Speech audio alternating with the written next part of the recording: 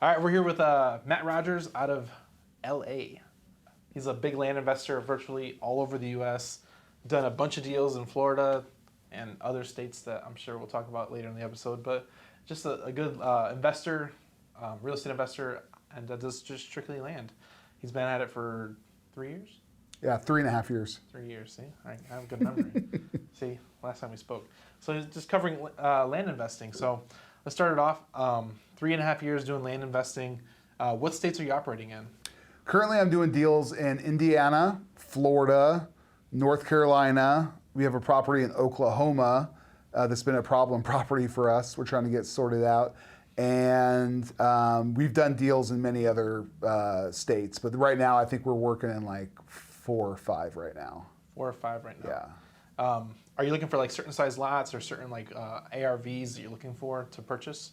I have a couple of different things I do. So I have a rural vacant land model that I work with a partner on, and we go out and source deals through direct mail, cold calling, text, whatever we need to do to get leads in the door, and work with agents and do other things in the areas we work to dispo the deals and try to sell them. Sometimes we'll try to sell them ourselves if we need to. It just depends on really what's going on. And then I have another vertical I work in on my own. I do infill lots, and right now I'm doing a lot of them in Florida. And I have some strategic partnerships with some agents and some builders and buyers where I'm able to get stuff under contract and either sell it to them directly, or maybe I'll put it on the MLS and just figure out the best ways to move the properties and try to get those assignment checks as big as possible. I gotcha. So are you doing any deals in California? I've done one deal in California. 3 years ago, I did a commercial lot up in Sacramento that I kind of stumbled across. And that was a nice payday. I had a partner on that one. We JV'd on it, went 50-50. And it was the only commercial deal I've done at that time. And we just didn't really know what we were doing. We just thought we got it at a good price. We got about a 7,000 square foot lot that was kind of surrounded by a lot of junkyards, auto mechanic shops, things like that. Wow. And yeah, it was in kind of like a industrial part of town. And what happened was the gentleman who owned it had a big apartment complex across the street. He was fighting with the city trying to get this little lot on the other side of the street zoned for parking for his tenants. Mm-hmm. And the city wouldn't allow it. So he just kind of gave up and sold it to us at about half the price. We bought it for $28,000 and sold it for, I believe, $55,000 or $56,000. Okay. So what I really want to dig into is you're pretty much 100% virtual, because even here in LA, you did a deal in Sacramento. That's a whole nother state away for people that live in California. So that's a different part of California we don't talk about. Right. Yeah, it's NorCal, SoCal. That's a whole different world. So, and then you're virtually 100%, literally. So let's talk about that. How do you find markets? Let's kind of pick into that first.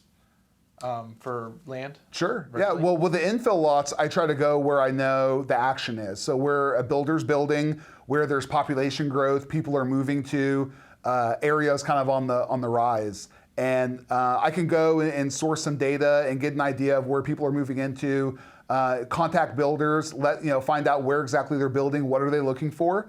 There's builders who specialize in building duplex, single family, multifamily, whatever that looks like, and then I'll go out and try to source deals kind of directly, not directly for them, but I'll get 2 or 3 buyers in the area, and that way I can get something under contract, shop it to them, and try to get the best deal possible. And that fosters long-term relationships with that. So that part of it's good with the infill lots. The rural vacant land is a little less scientific, at least to me. Yeah. We just kind of look at areas that are within 2 or 3 hours of a kind of a major metro, and something that could be easy for someone in the city to maybe drive out to for a weekend, maybe build a little cabin, or just have some land to run their 4x4s or camp, whatever that may look like. So sure. It's more of like weekend stuff, because generally we're looking for stuff within like an hour, because that's usually like the commute. Sure. People are willing to travel for work. So generally most people are looking for an hour, but you're looking for that next level over 2.5 hours. So that's interesting. I think there's no wrong way to do this. This is the beauty about real estate. No wrong way. How So I know you mentioned agents, but is agents the key to virtual real estate? I think it's one way to really learn a market well. Because these virtual markets, when you go into them, you can do as much research as you want, but until you get an idea of really what's going on there with people who are doing deals in the market and have been doing it for a long time, it's really tough to get a gauge on things. You can look at sold comps, you can look at stuff that's on the market online very easily, but until you're talking to people who are really in the trenches every day doing deals, they're going to be the ones to let you know what, for rural vacant land, you might want to stay out of this part of the county. It's kind of rough, or land value is a little lower here. Maybe you go a little further north in the county, or a little further east in the county, and that's a nicer part. So until you can get somebody on your team that can really give you a good idea of what they're looking at and what you're looking at, that's to me is the first part of really kind of diving into a market and knowing where to aggressively target. So I think I heard you say something last night, it might have been last night, that you said that a relationship that was made through you still pay every deal you do with that person. Yeah. So let's kind of talk about that. Sure. So I have a agent I work with in Florida on my infill lot deals. She has brought a couple of builders to me to work with to sell my deals to, and I probably wouldn't have found these guys. They're not necessarily on Google. Yeah, they're not. They kind of fly under the radar, even though they own tons of properties and build lots. They're not. I tried searching for them. I couldn't really find them anywhere. They're not that. They don't have a huge online presence. This particular agent does a lot of deals with these developers and builders. So when I reached out to her, with the very first lot I had under contract in this one area, I basically went through on Redfin and was looking at sold comps, and I could see that there were the same agent was representing a lot of the highest comps in the area. She was the buyer's agent. So I just called her directly and said, hey, look, I get deals under contract. I'm an investor, and I would like to work with you to help dispose some of my deals, help sell some of my deals. And she didn't know me. We had an initial talk for maybe 5 or 10 minutes. She told me a little bit about herself, what they do, her and her partner, and I said, hey, can you move this lot I have? And she looked at it and said, yeah, I think I know somebody who'd be perfect for this. And they've probably bought 10 or 12 of my deals so far in the last couple of months.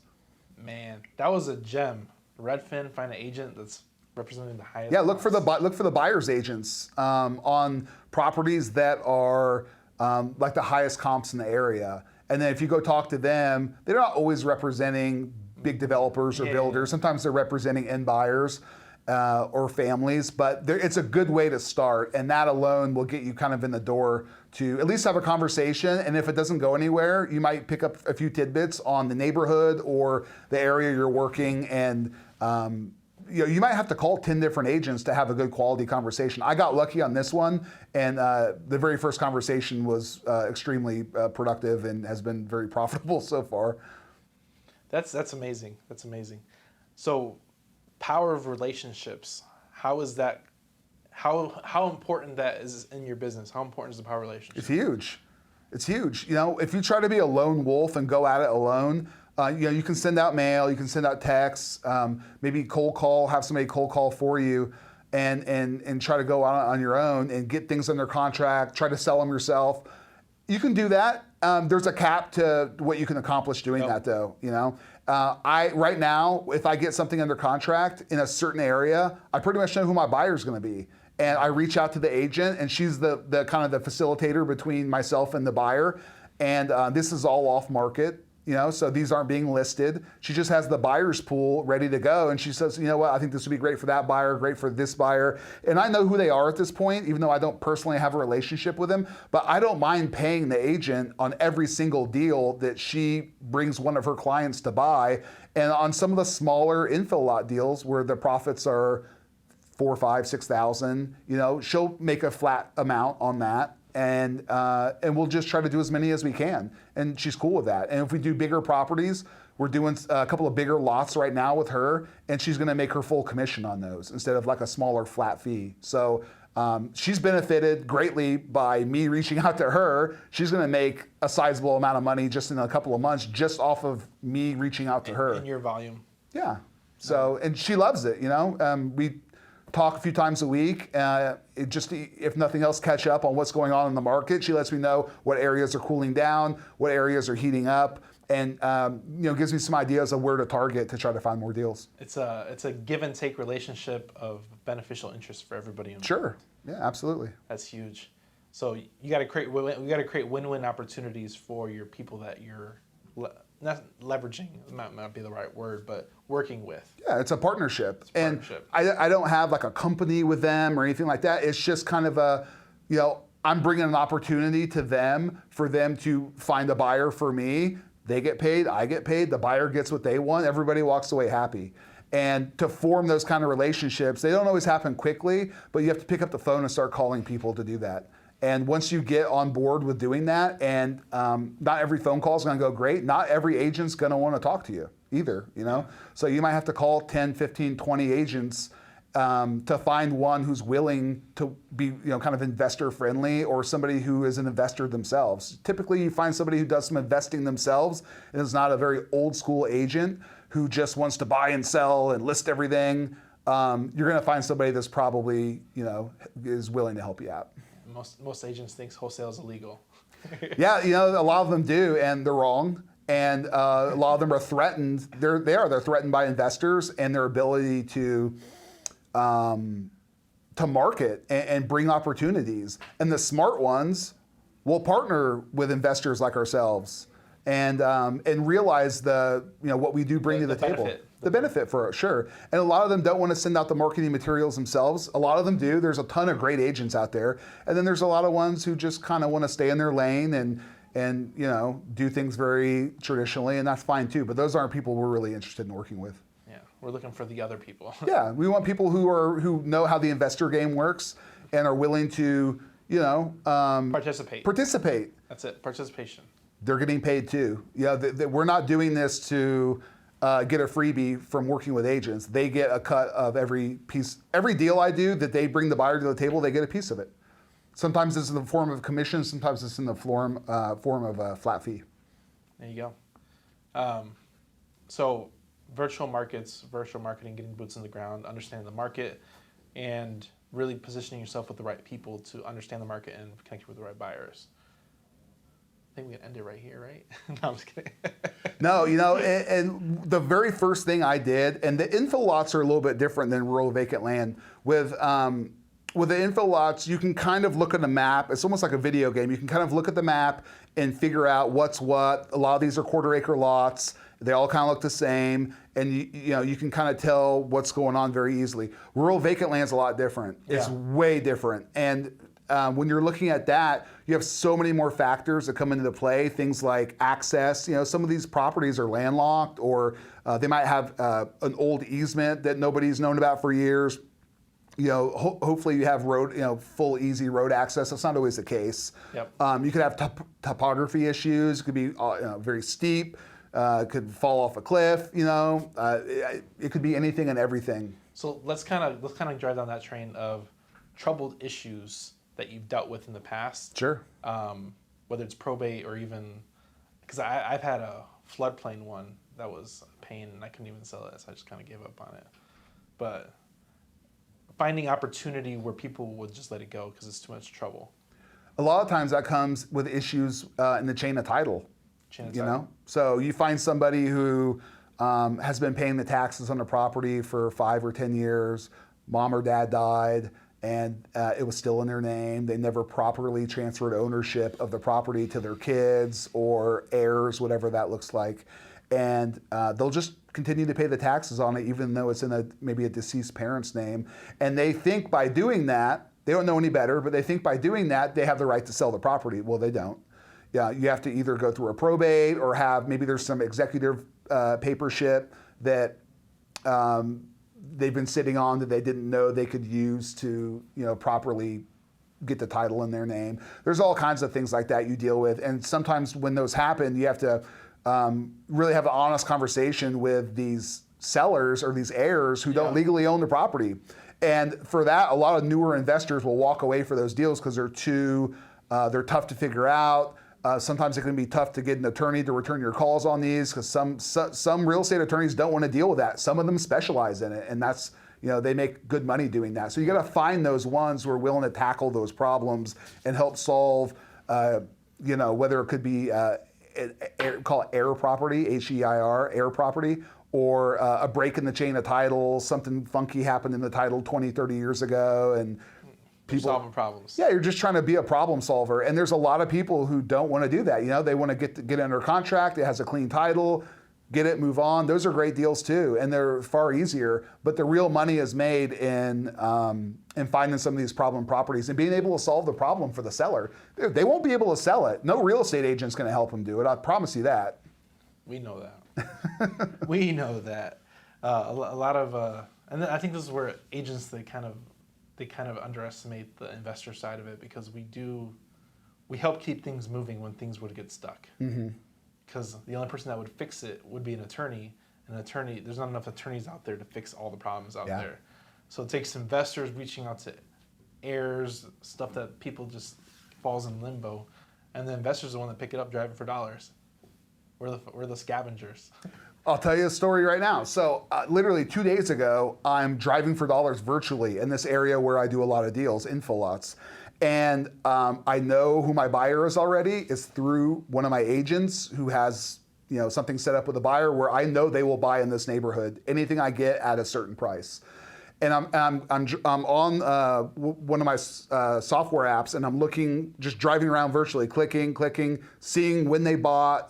People that bought in 04, 05, 06 can be tough sellers because they bought at the height of the market. Some of these lots that are selling for $30,000, they might have bought for $70,000 or $80,000 in 2005. Perspective. Right, and they don't want to sell at a loss, and they're probably they'll never be able to make any money on that. They'll die at the top of the market. Yeah, there's no way the market's going to come back to an $80,000 lot. They're right now, when the market's smoking hot, is selling for 30. It's just not going to get back up to 80. So, and if it does, it might take 20 years. So inflation.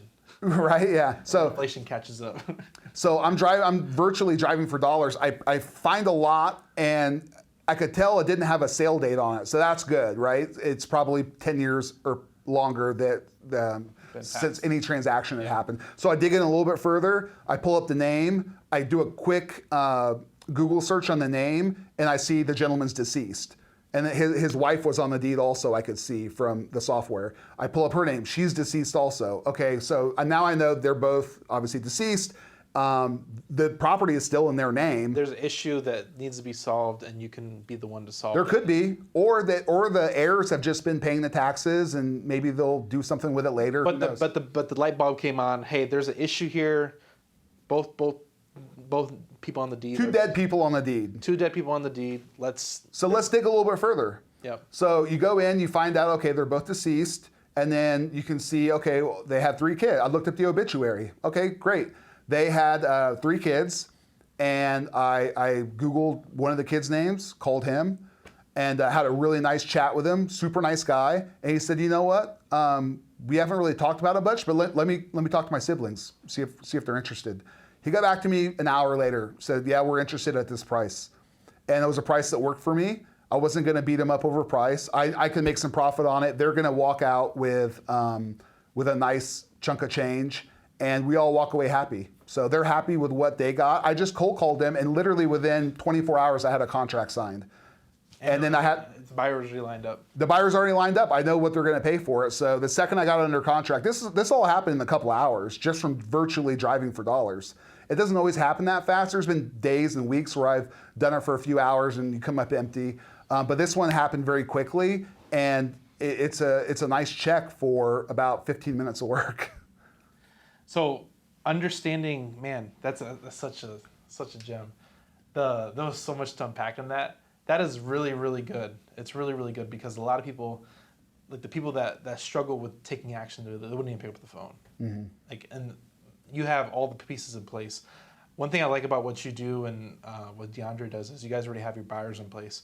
And when you talk to home wholesalers, they're like, oh, I'm going to sell it possibly to this person, but it's always going to go out the door. The only person I've seen that's a consistent buyer that wholesalers sell it to is Open Door. Yeah. That is the only consistent single-family buyer that most wholesale investors will sell to.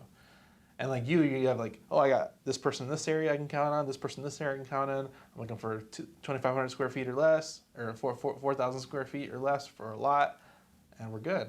Yeah, it makes a big difference. And I think with the house wholesalers, typically they might have a buyer's list of 50 to 100 to 1,000 to multiple thousands of buyers in their database, where they can put their deals together and do an email blast out and say, hey, look, give me highest and best, for people that have big buyers lists.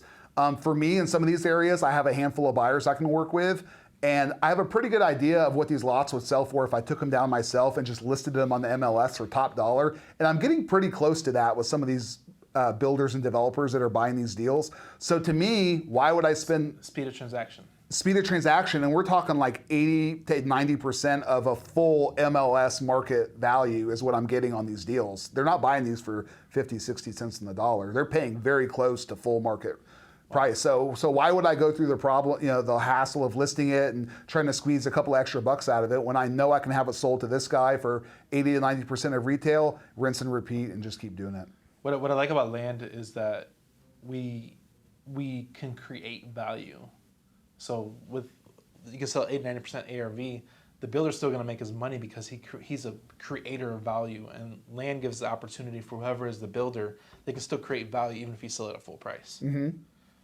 And that comes back to knowing your market too. If a builder's going to buy this lot for $30,000 all day long, but you see that there are sold comps on the MLS for 45, okay, well now you might need to think a little bit differently. You could take a quick couple of bucks selling to a builder, not have to list it or anything. But if you're leaving money on the table, if there's active comp selling for 45,000, if this thing, they're offering 30 or 32, then you might need to think about finding ways to either market the contract online or take it down yourself and just turn around and list it, because you could be leaving a sizable amount of money on the table if you're doing that. So that just comes back to knowing what the ARV is in your market of what you're looking for, whether that be houses, lots, vacant land.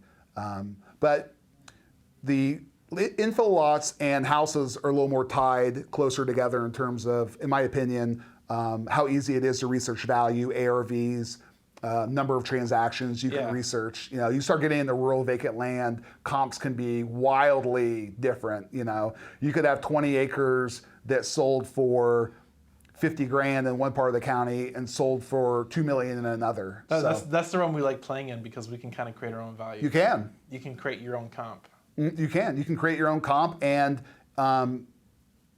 there's so many different types of buyers for rural vacant land. It could be somebody that wants to build something, somebody that wants it for recreation, somebody that wants to camp. I mean, there's a million different things you could do with it, and it's trying to find what your ideal buyer is for that property and getting an idea of. And that's why we have such strategic partnerships with agents, especially in our rural vacant land areas, where they go and walk the properties for us.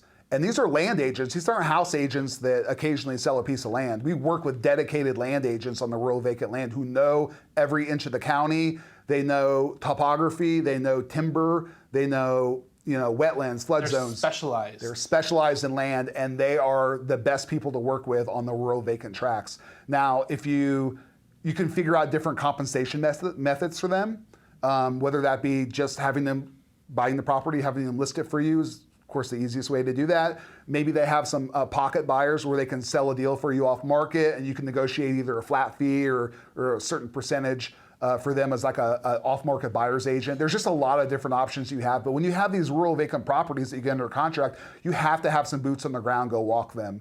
And to me, the best people to do that are these dedicated land agents who do this day in and day out, and they know exactly what they're looking at. They give you so much great feedback.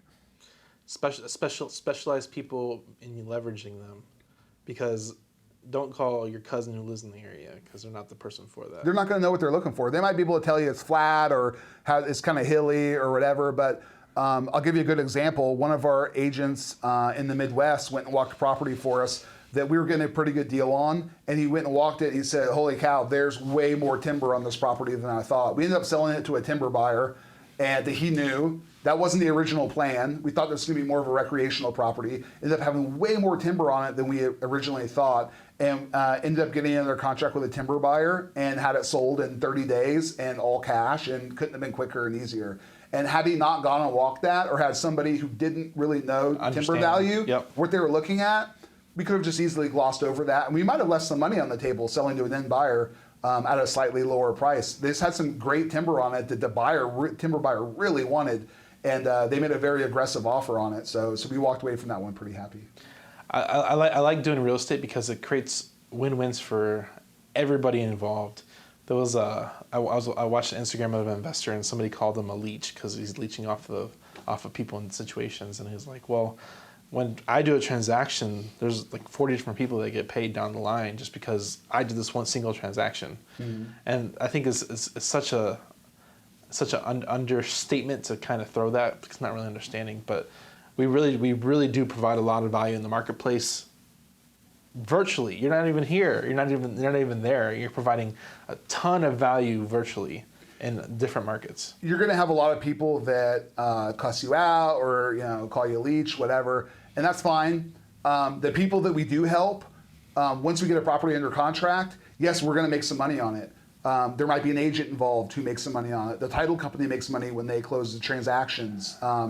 Countless other people can have their hand in the cookie jar when you're doing a deal, which is great. Everybody needs to eat, right? Yeah. So, but the people that you're helping, the sellers in some of these situations, sometimes they don't have any other options. They don't know where to go. Yeah. They don't think to call an agent, or maybe they call the wrong agent, or maybe this thing's been sitting on the market for a year because an agent made all these promises. Not every agent does that. There's a lot of great ones out there, but there's a lot of ones who make a lot of false promises too. Say, hey, we can get this or this, and this thing's been sitting for a year, and they had this money earmarked for maybe a medical issue or a family issue that popped up, and so we can come in and say, hey, look, I think you're giving some bad information. Here's what we can offer. This is how this process works. Try to make everything very painless for you. We can close in 30 days. Here's a price that we can offer. If this is something that you're interested in, we can figure out a way to get this done. We did a deal in Mississippi, my partner and I, and we just sent some mail out. This lady got back to us, said, yeah, I'm interested in selling. Okay, great. It was like, I can't remember, 30 or 35 acres in Mississippi. So we ended up talking to her. She goes, well, I have a couple of sisters that are involved also. Okay, great. So we got all of them to sign. We run it through title. There's like 10 more heirs involved that they didn't know about. There's a whole nother side of the family. These people lived in New York, and there's a whole set of family in Alabama and Florida they had no idea about that were also had legal claim to the property. I ended up getting a hold of I think there are 12 people total, and we got everyone to sign. It took forever.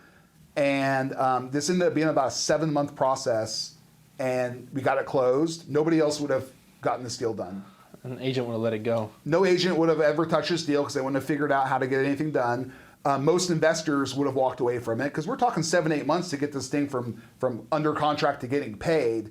And all the heirs made, like, I can't remember, maybe $2,000 each that they would have never seen ever. This piece of land would have just been sitting there. It would have went to the tax sale eventually. Which I can't believe it hadn't already. Somebody was continued to pay the taxes on it. They were nothing at that point. They're maybe $50 a year or something ridiculously cheap. But somebody was still paying the taxes on it. We got everyone paid, and like 3 of the heirs emailed me afterwards and were like, thank you for your patience. Thank you for helping us out. We had no idea this even existed. They got basically free money for us solving a problem. And there's been numerous other sellers too who have been in a situation, and you're never trying to take advantage of anybody, but sometimes people need fast cash for whatever it may be. Sometimes they've just been sitting on a property, or it's been tied up in that family drama. It's a burden. It's a burden. And when you're able to come in and relieve them of this burden, they're so thankful. You get to the closing table and they get their check or they get a wire to their account. Usually the day after, or a couple days after, once they realize it's done and they got paid, they'll call or email me or my partner and let us know, thank you so much for that.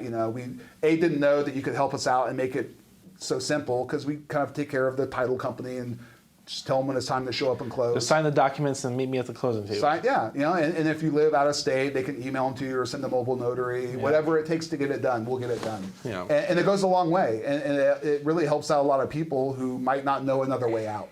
Yeah, I think we provide a lot of information to the people that need it, and that's why we get paid. Mm-hmm. Problem solvers. So much opportunity out there. So much opportunity. There really is, and it's a matter of kind of like trying to find your lane and at least starting. So if you've never done a deal, or you're interested in trying to get into doing land, I I would suggest not trying to do kind of everything at once. Pick a lane and really try to hone it and craft it and understand what it takes to get something done, whether that be infill lots. There's a lot of people in our space strictly do infill lots. They don't touch rural vacant land. They just want to move lots to builders, get stuff under contract, maybe sell it on the MLS, and they make a lot of money doing that. And there's people I know from other groups I'm in that have never done an infill lot deal, and they only deal in 20 to 40 acre properties. You know, and then you start talking about other people in the hive who are like, well, we're not even doing that. We're doing like 500 acres plus. You know, we're going for those big paydays. So there's so many different avenues you could do. It's a matter of like picking one and just getting educated on it and taking action. You know, you can read and listen to podcasts and, you know, watch videos and all that. That's all great, and you're going to learn a lot. But until you actually get in there and start doing deals yourself, that's where you get in the trenches and really understand what it takes to get something done. Wow. Where to get started in land investing virtually. There's the title. I got it. That's awesome. I think a lot of people overcomplicate business in general, and when we break it down in videos like this, that's why I love this conversation. When you break it down in simplified manner, not everybody will get it. Not everybody's meant to receive the information at this time, but hopefully it might click at one point and you might make some difference in the world. Well, you know, when I first got started, I watched videos and tried to piece it together myself. I took a course, a lot of other things to try to get the ball rolling. But until you actually either send out some mail, send out some text, make some cold calls, start talking to sellers, I was like scared to death my very first deal. Yeah. I remember I sent mail out and I was targeting an area in Tennessee, and this lady called me back from a letter, and I was like, saw the phone ringing, and I was like, I could tell it was a Tennessee number, and I didn't answer because I was like, I don't know what to say. Like, what do I do? And I let her go to voicemail, and she said, hey, I'm interested in selling. Can you give me a call back? And I called her back, and I was like scared to death she was going to ask me something. I didn't know how to answer, and she was going to like catch me, like, got you, like, you know, you're a fraud. You're a fraud. You're a fraud. And that was a real feeling, you know, but she couldn't have been nicer. She just said, look, you know, we have this acre. It was 1.2 acres, kind of out in the middle of nowhere, but it had road access, had electricity. And she was like, you know, this is my mom's property. She deeded it to me before she died. I'm never going to do anything with this. I live like 3-4 hours away. And, you know, I think I paid maybe $1,200 for it. And she said, you know, how do we get this done? And so I had to kind of figure out how to get it done. You know, I sent a mobile notary to her with a check, a cashier's check, and she signed the deed over. And the notary sent it directly to the title company to record. And they recorded it and sent me a copy of that. And then I turned around, and it took me about 6 weeks to sell it on Craigslist and Facebook. Some guy came in and bought it and threw a little camper on there. He bought it for $4,000. So, you know. I love hearing stories like that, because a lot of people think land is difficult and it's just because it's unknown. But you get so many people like that. They're like, yeah, I've just inherited it. I haven't even seen the property in years. Yeah. You just want to, what can you give me for it? Sure. And it's like laydowns. And I've never seen laydowns in real estate, only in land. You get the most per capita. Land can be a burden too. It doesn't really cash flow unless you rent it out, you farm it or whatnot. It doesn't cash flow in general. It doesn't cash flow in general, you know. There's certain things you could do. Like there's some new cool stuff about people renting out their land to campers and stuff, kind of like a camping Airbnb. But you got to be creative, and people aren't creative. You have to be very creative about how you do that. But typically, land doesn't cash flow. It's you know, you put your money into it, and you're kind of hoping. It's like you're hoping for appreciation or some developer to come find you because they want to build the next big, you know, housing addition or something. But and there are some ways to cash flow, of course. But for the most part, people buy it and sellers don't know though. Sellers don't know that, and for the most part, they buy it or it's been passed down in the family or whatnot, and people are just paying taxes on it and not doing anything with it. That's not every parcel, of course, but like you go out and find the sellers who are, you know, aren't interested in keeping it anymore. They don't want to pay the taxes. They don't. There might be upkeep if it's in the city. I bought a lot one time in it's kind of a smaller town, but the guy kept getting tickets from the city because he wouldn't mow the lawn, and he was like, I don't know, he was in his 80s. He's owned this thing forever. And I bought it I gave him a fair price, and I made money when I sold it, of course. But I had to go in and take care of the some of the fines and stuff like that. We negotiated them down to near nothing and just told them, hey, we'll send the guy out to cut the grass, next week. Just can we get these taken care of? And they were pretty easy to work with. They just said, look, this thing's kind of an eyesore. Just get this taken care of. So we did. And those things happen all the time. So that was a nuisance to him. He was getting hassled by the city to mow his lawn because his neighbors were upset. And he just said, you know what, just here's my prize. Just give me this, and I'll walk away. My first deal was a Florida lot. I was living in Atlanta at the time, and they're dumping on our property. Same thing. Yeah. Dumping on her property. She's getting hassled by the city. Clean this up, clean this up, clean this up. And she's like, I'm ready to get rid of it. Hey, I'm here to fix that. I'm here to solve that problem. That happens all the time. That happened in our Sacramento deal, our little infill lot up there, and the commercial deal. Somebody was dumping on there. We had to pay a guy to go in. I think we paid him like $500, $400 or $500, and he had to go in and clean the whole thing out. We had the city come out to check it out and kind of clear us of any additional fines or anything like that, because the guy we bought it from just had kind of let it go. And it was a bit of a mess. So we paid someone to go in there and get it cleaned up, and the city was happy, and we were able to move on. So it just goes back to solving people's problems, and these things add up. These things become problems and nuisances to people, and you step in, you're able to figure out a way to get things done. Not everybody's as resourceful as us. Yeah. But you're looking for those kind of things too. Yeah. Once you kind of get that in your head that you're a problem solver, you're not just an investor, you're not just trying to make money, but you're trying to put this puzzle together, and each property kind of has different pieces you got to piece together. And when you're able to do that and kind of understand that each property kind of has its own story, it has its own pieces of the puzzle you need to kind of work in and make it fit. Once you're able to get some of those going, it gives you confidence to do the next one. And if you screw up and maybe you do something wrong, or there's some title issue you didn't know about or whatever, it will just make you better for the next time. And then each time you do that, the knowledge just keeps stacking on top of each other. And then all of a sudden something comes in and you're like, oh, I know how to fix that. Where maybe a year before you had no idea. Yeah.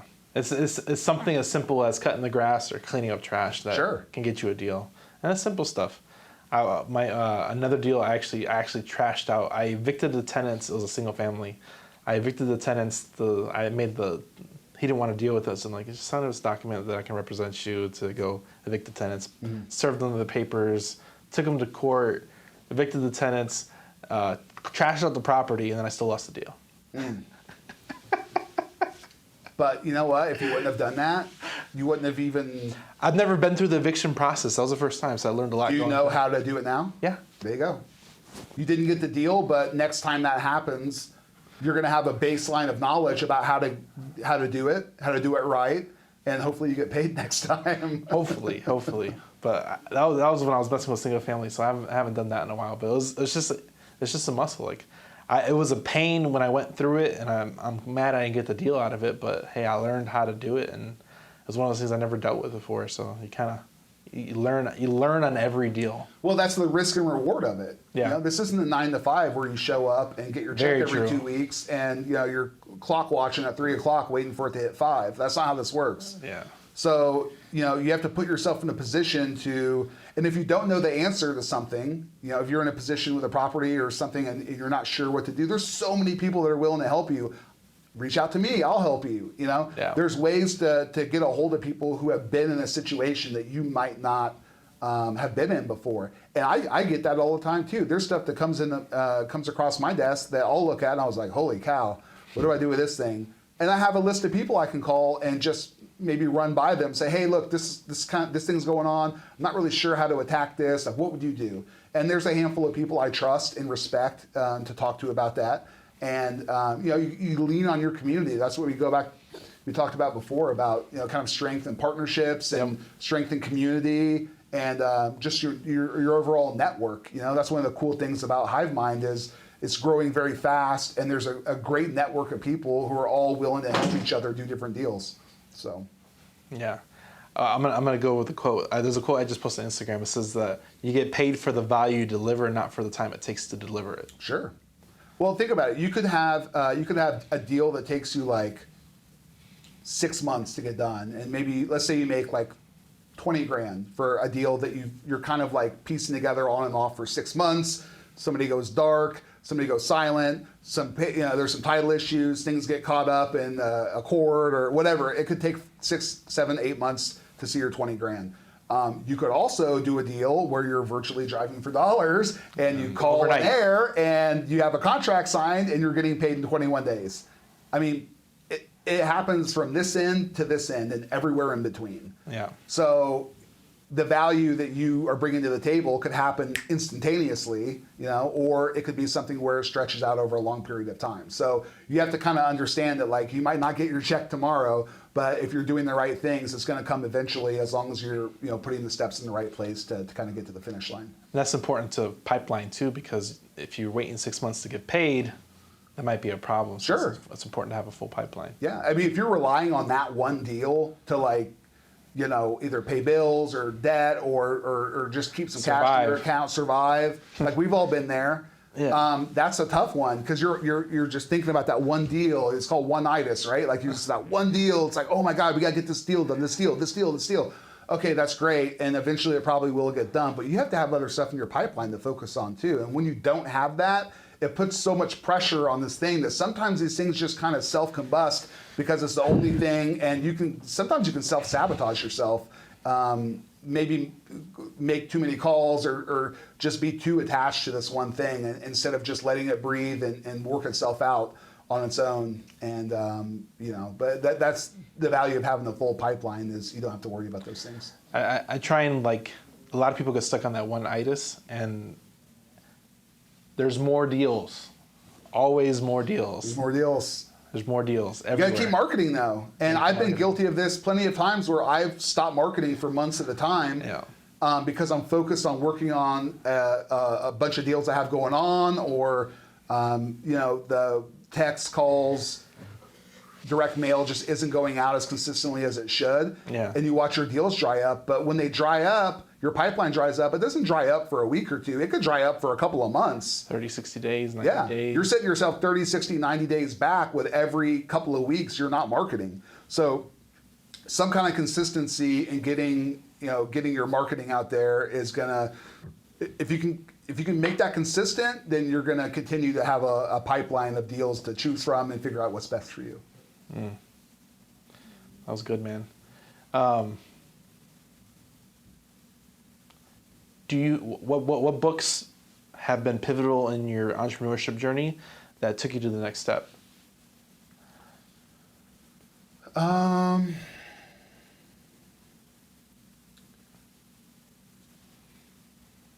That's a good question. I mean, everybody says Rich Dad Poor Dad. That's fine. I've read it. But there's let's see, what am I reading right now that's good?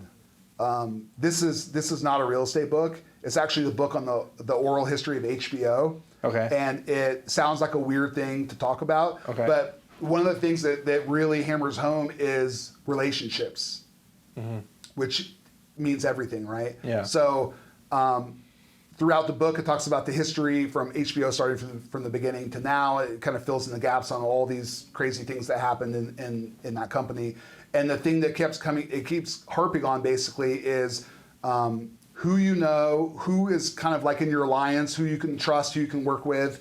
And these things kind of keep popping up in terms of like these peaks in success that HBO had over the years were when they were at their tightest in terms of like management.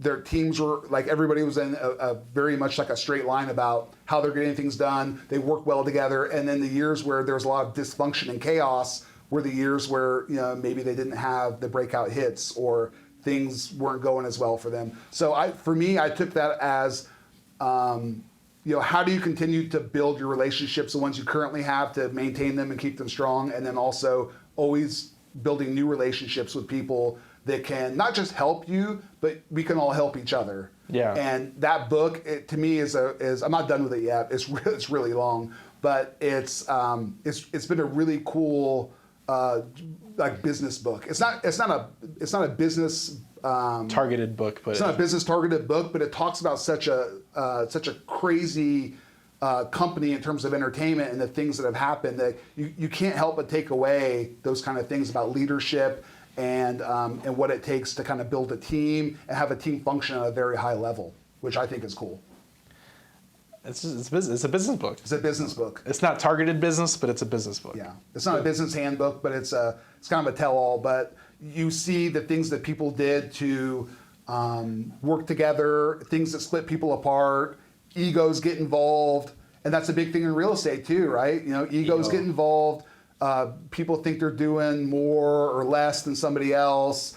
Somebody got paid more, somebody got paid less on a deal.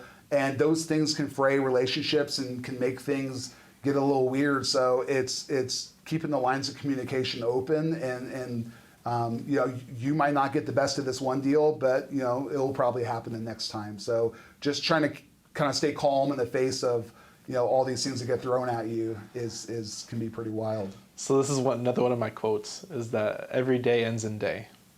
Don't take the hard days as a hard day. Don't take the good days as a good day. It's just another day. And you can take a lot of people, they're up and down like the stock market. They're up and down like this.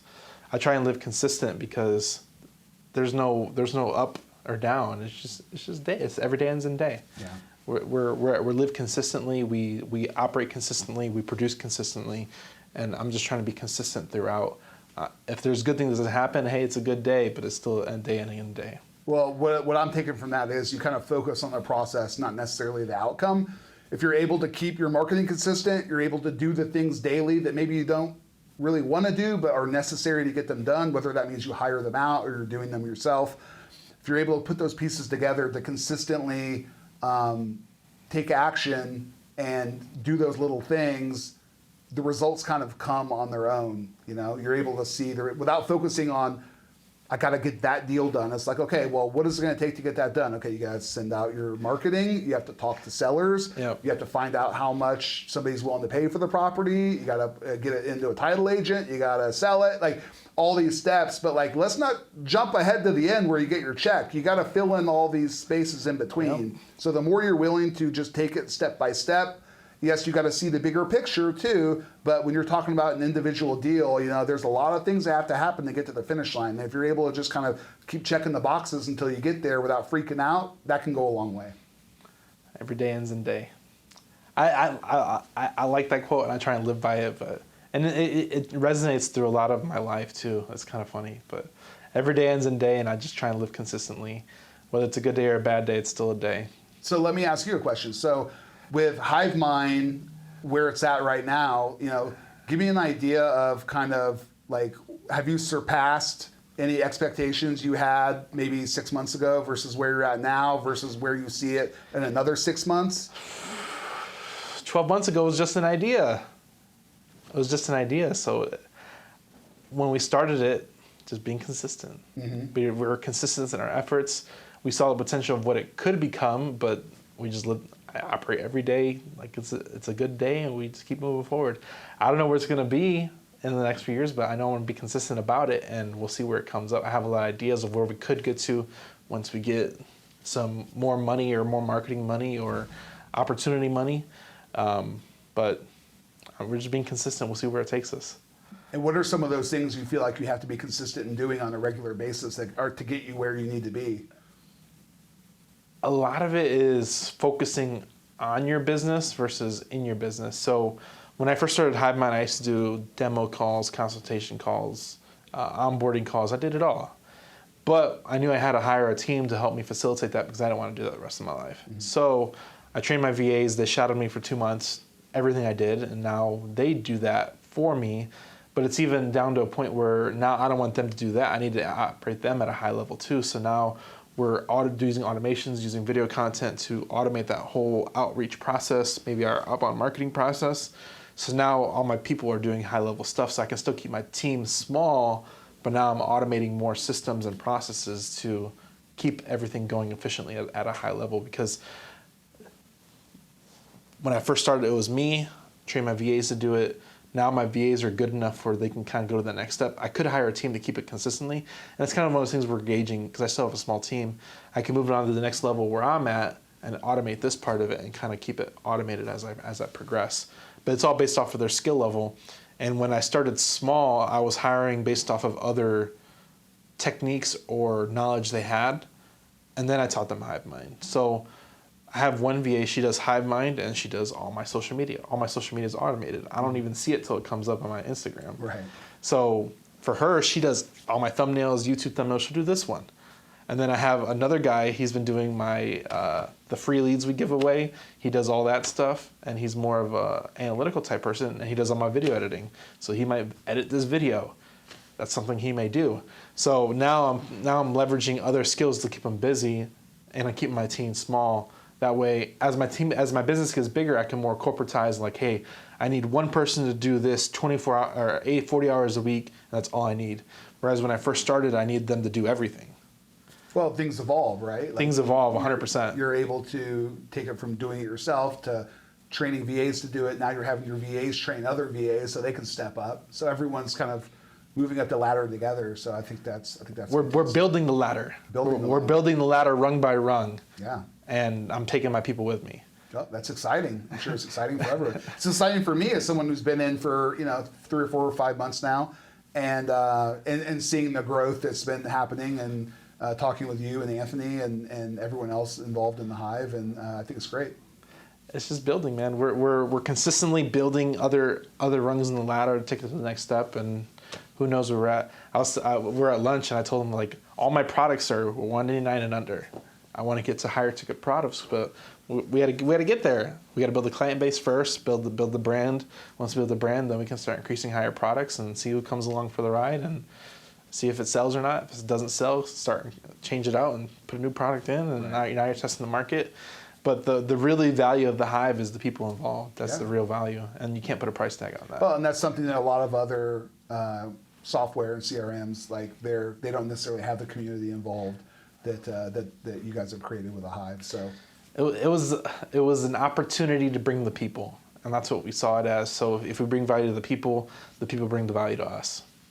Well, and that goes back to your network, things we've talked about before too. So I joined the Hive in 4 or 5 months ago, and within my first week of using it, I got a deal like on day 4, and I didn't really know what I was doing. You helped me out and kind of got me over the hump of, hey, this is how you get your text campaign out, and kind of like I'm tripping over my own feet, and you kind of made it very simplistic just to say, look, we can focus on how to do all the fancy stuff later, but for now, let's just figure out how to get these texts out the door for you. And we did that, and got a deal locked up day 4, and that thing sold in, I don't know, maybe 3 weeks, and I ended up partnering with DeAndre Anderson on that, another Hive member, and we were kind of off to the races then with that. So I think the funny thing is that your experience of HiveMind hasn't changed. You're still at that basic level, and that's perfectly fine because that's you. I'm not. If you're not ready for the advanced level, that's perfectly fine. I know how to send texts out, and that's the thing. I'm not overly engaged with my HiveMind CRM, other than just knowing how to send out text campaigns, respond to them, and get contracts locked up. So all the other fancy I have some automations built out that you've helped me with, and some others have helped me with that have been great. But I don't have this whole massive system built out like a lot of people do. I'm getting texts out. I'm getting them I'm staying organized within my workflow. And once I get them under contract, I'm able to kind of have them work in my system and get them out to my agents or buyers and get them locked up and get them to the title company. And for me, that's good enough to keep churning deals right now. We'll start getting into more of the heavy lifting of what it can do as we move on. And that's the beauty of it. Like I love your example because I can sell to any basic customer. Like, hey, Matt Rogers is a basic customer. He can do it. He does it as a basic form. Listen to this. He's doing deals. He's making it happen. All he knows how to do is, and I made a video about this yesterday. Watch 1, 2, and 3, and you're good. That's how Matt Rogers. That's all he knows. Well, it's making money, so we'll start exploring all the other cool features it can do, and later on, getting some VAs and getting them trained up and getting them to do all those cool, fun things that the Hive can do. But for now, we're sending out texts. I'm doing some cold calls. We're locking up deals. We're getting them sold pretty quickly. That's all that matters. You know what? To me, that's great right now. Man, I think this is a great interview. We really appreciate your time. Thanks for coming out here, man. I think this is Awesome. This is awesome, man. Yeah, no, thank you. Like, love the Hive community and look forward to more deals and working with everyone and trying to see how we can all help lift each other up and do more and just continue to push the boundaries and just see what's out there. There's a lot of opportunity, and you don't know until you get out there and start doing deals. Lots of opportunity. Well, we appreciate you coming out. It's the Hive, baby. I'm going to end it like that. I love it. Appreciate you, man. Thank you.